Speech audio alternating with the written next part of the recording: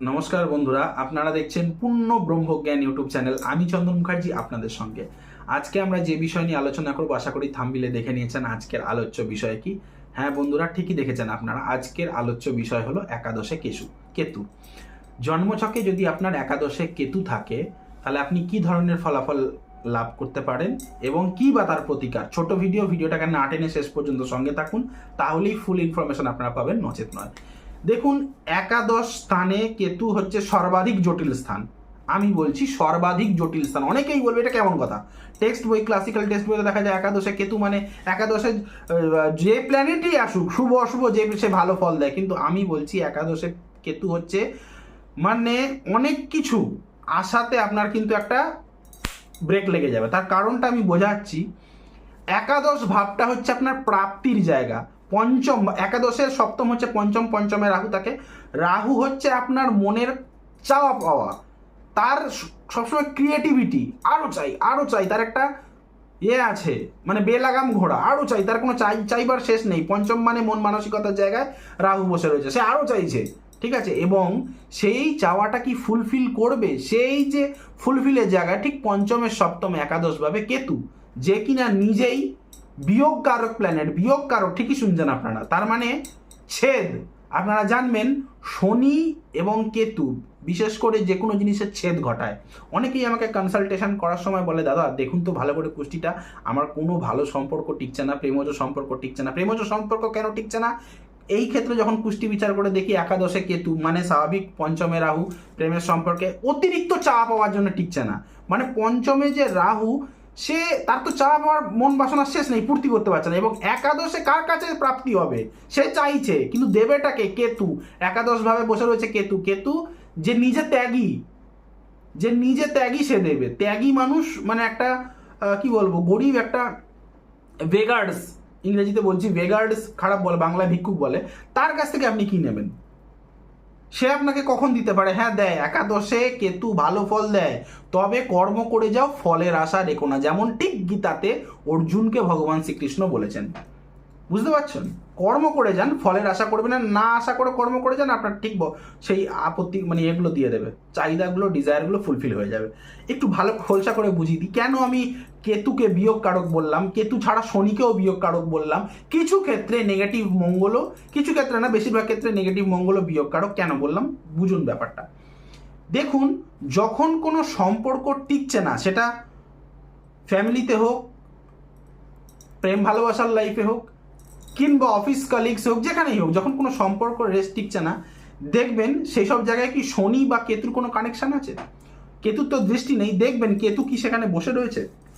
ধরে নিন কেতু বিয়োগ কারক প্ল্যানেট কেন বললাম, কেতু যে কোনোভাবে বসে, ধরে নিন রিলেশনশিপের জায়গায় কেতু বসে রয়েছে আপনার জন্মছকে, সে কি করবে ব্যাপারটা বুঝুন। কেতু বসে রয়েছে রিলেশনশিপের জায়গায়, তখন কি হবে, কিভাবে ছেদরা করাচ্ছে? কেতু মানে হঠাৎ এবং পারিপার্শ্বিক কারণে, হঠাৎ কোনো সামাজিক পারিপার্শ্বিক চাপে হোক, আপনি আপনার প্রেম ভালোবাসাটাকে স্বীকার করলেন না, যেন পাবলিক রিভিল না হয়ে যায়, ব্যাস সম্পর্কটা কেটে গেল।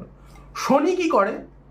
শনি যদি ধরে নিন রিলেশনশিপের জায়গায় বসে রয়েছে, সম্পর্ক জায়গাটা দিয়ে বোঝাই, বুঝতে সুবিধা হবে, এবং পঞ্চমে শনি বসে রয়েছে, তাহলে কিন্তু আপনার প্রেম ভালোবাসাটা লম্বা টাইম টিকবে।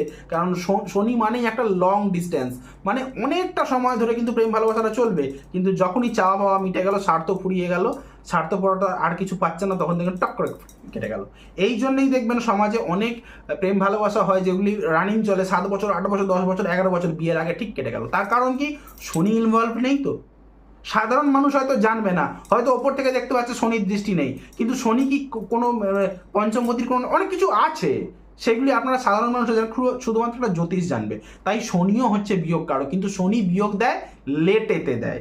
শনি সবসময় লেটে বিয়োগ করায়, স্বার্থ ফুরিয়ে গেলে তখন লাথি মারে। আর কেতু আচানক লাথি মারবে পারিপার্শ্বিক কারণে, নিজের কারণে না, পারিপার্শ্বিক সমাজকে কি বলবে এই জন্য। আর মঙ্গল কখন ব্যাঘাত ঘটায় যে কোনো রিলেশনশিপে? মঙ্গল যখন ব্যাঘাত ঘটায়, দেখবেন নিজেদের মধ্যে তর্কাতর্কি হয়ে গেল, এ ওকে চড় মারলো, সে ওকে কান পান ফাটিয়ে দিল, ব্যাস রিলেশনশিপ চুকে গেল। তাহলে আমাদের একটা কথা জানতে হবে, পঞ্চমে রাহু এবং একাদশে কেতু, এই যে পঞ্চম ভাবটায়, তার মানে সেই ব্যক্তির, একাদশে যার কেতু থাকবে, প্রচুর ক্রিয়েটিভিটি কোয়ালিটি থাকবে। এবং পঞ্চমে রাহু বসে, তার সপ্তম দৃষ্টি একাদশে, ন্যাচুরালি সে জন্মগত কিন্তু ক্রিয়েটিভিটির একটা ব্যক্তি, কিন্তু সেই ক্রিয়েশনের মধ্যে লাভের চিন্তা করে নামা যাবে না। ধরুন একটা উদাহরণ দিচ্ছি, আপনি পঞ্চমে রাহু বসে আছে, কোনো রকমভাবে বুধের একটা সংযোগ পেলো, বা আরও আদারওয়াইজ আমি সেগুলো বলছি না, কেন এগুলো একাদশের কেতুর ভিডিও, বুধের ভিডিও আসলে তখন বলবো। যাই হোক, এটা কোনো মতে ভালো আপনি পেন্টিং করতে পারেন, ঠিক আছে, ভালো আপনি আঁকতে পারেন। এবারে সেই আঁকাটা আপনার দেখার পর আপনার একটা বন্ধু বললো পাশ থেকে যে তোর এই আঁকাটা দিবি আমাকে, একটুখানি বাঁধিটা দিয়ে দিবি, আমি তোর খরচ দিয়ে দেবো 100-150 টাকা। আপনি হয়তো নিজের জন্য করছিলেন, কিন্তু সে হয়তো অফার করলো আর আপনার তো খরচ কিছু লাগলো না, আপনি হয়তো কাগজে কাগজে 2-5 টাকা খরচা হলো, 10 টাকা খরচা হলো, দিয়ে দিলেন। এই ধরনের যদি আপনি কাজ করেন, অর্থাৎ আপনি কিন্তু বেচবার উদ্দেশ্য নিয়ে কর্মটা করেননি, আপনি আপনার নিজের মন মর্জিগত কর্মটা করছিলেন, অন্য লোক ইমপ্রেস হয়ে কিনলো, সেক্ষেত্রে কিন্তু আপনাকে কেতু সাথ দেবে। কারণ বারবার বলছি, কেতু ত্যাগের প্ল্যানেট। ত্যাগীরা কখনোই একটা মানুষকে আপনি ভোগের জন্য চাইবেন যে আমাকে দাও দাও দাও, দেবে না। কিন্তু যখন তার সিস্টেমেটিক ওয়েতে আপনি চাইবেন, অর্থাৎ আপনি ধরে নিন খুব ভালো আঁকতে জানেন, আপনি আপনি মন গেল, অনেকেই এরকম ব্যক্তি আছে, আমার একটা বন্ধু ছিল, খুব সুন্দর সুন্দর প্রতিদিন একটা করে আঁকতো, বিক্রি করার উদ্দেশ্য নয়, সে কিন্তু বড়লোক বাড়ির ছেলে, এমনি একে তার ঘরের মধ্যে রাখতো। আর একটা কেউ পছন্দ করলো, এই তুই তো আজকাল ভালো আঁকছিস, তোর আমি ফেসবুকে ছবি দেখলাম, হোয়াটসঅ্যাপ, বিক্রির উদ্দেশ্য নয় কিন্তু, সে তার আমি আজকে এই পেন্টিংটা করলাম, একটা সই করলাম, বিক্রির কোনো উদ্দেশ্য নেই, কারো হয়তো পছন্দ হয়ে গেল, তাকে ফোন করে অর্ডার দিয়ে দিল। সেক্ষেত্রে কিন্তু আপনার ওই প্রাপ্তির জায়গায়, আপনার ক্যারিয়ারের জায়গায় ক্যারিয়ার হিসেবে কেতু আপনাকে সঙ্গ দেবে। এবার আমার এই ভিডিও শুনে আপনারা যদি এরকম অনেক বেকার ছেলে আজকে আছে পশ্চিমবঙ্গ, কেন সারা ভারতবর্ষ জুড়ে, সারা পৃথিবীতে জুড়ে, যাদের হাতে কোনো কাজ নেই, বিশেষ করে আমাদের পশ্চিমবঙ্গে ওই ঝান্ডা ধরা ছাড়া কারণ কাজ নেই, তখন তারা কি করবে? দাদা আপনি বলেছেন একাদশে কেতু, পঞ্চমে রাহু, আমি ভালো আঁকতে পারি, আমি একটা গ্যালারি, আমার কি আঁকা গ্যালারিতে চলে বড় বড় আশা করে নিল, সেইটা কখনোই একটা সাধারণ মানুষ বুঝতে পারবে না। তার জন্য কোনো জ্যোতিষ বা আমাকে যদি ভালো লাগে, আমার সাথে নিচে স্ক্রিনে দেওয়া নাম্বারে কনসালটেশন করিয়ে নেবেন। প্রপার একটা আঁকা ভালো হতে গেলে বুধকে ভালো চাই, তার চন্দ্র ভালো থাকা দরকার, অনেক কিছু দেখতে হয়, সেগুলি আমি সমস্ত কিছু শেখাবো না, বা শেখালেও আলাদা টপিক, কারা মানতে পারেন সেগুলো নিয়ে আর পরে যে আলোচনা করব, ঠিক আছে? তো সেটা গ্যালারি অবধি যাবে কি না, এবং আপনার আঁকাকে আপনি ক্যারিয়ার বানিয়ে 2 লাখ 5 লাখ টাকা ইনকাম করতে পারবেন না, সেটা বলবে একটা সার্টিফাইড জ্যোতিষ, ঠিক আছে?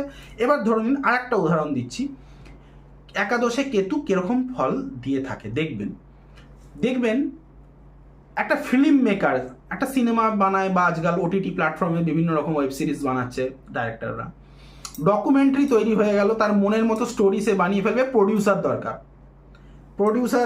প্রডিউসার ডকুমেন্টারি রেডি হয়ে গেল, স্টোরি অনুযায়ী ডকুমেন্টারি হলো এবং শুটিং হলো, পয়সা লেগে গেল, এবার তো সিনেমা হলে রিলিজ করাই যেতে পারে।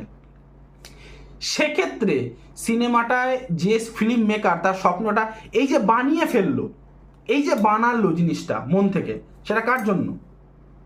এই যে ক্রিয়েটিভ গুণের জন্য সে বানানো, ন্যাচুরাল।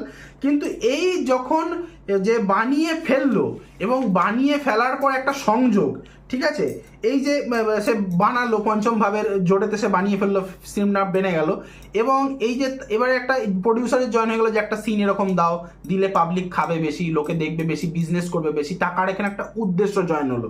ফিল্ম মেকারের কিন্তু উদ্দেশ্য জয়েন হলো না, প্রডিউসার ঢুকে গিয়ে এক্সট্রা উদ্দেশ্য জয়েন করলো, তখন কিন্তু ফিল্মটাও আর আগের মতো থাকবে না, তার মধ্যে সেই স্পার্কটা, সেই যে লেখক বা ওই ফিল্মের তো একটা রাইটার আছে, স্ক্রিপ্ট রাইটার, যে সেই কাহিনী, তো কিছু একটা কাহিনী দুম করে মেশাতে গেলে তার মধ্যে কিছু 19-20 বা 18-20 বা 17-20 ফারাক তো হবেই, তখন আর সেই স্পার্কটা হলো না, সেই অনুযায়ী হয়তো বাজার ধরতে পারলো না সিনেমাটা, তখন ওই একাদশের কেতু আপনাকে সঙ্গ দেবে না। কিন্তু যদি আপনি ওই কারো কথা চিন্তা না করে, কোনো কিছু বাণিজ্যগতভাবে বাণিজ্যিক চিন্তা না করে, শুধুমাত্র ফিল্মটাকে আপনি মনের মতো 100% বানিয়েই আপনি যদি সিনেমা হলে লাগাতেন, আপনার হয়তো মুভিটা জোরদার চলতে পারত।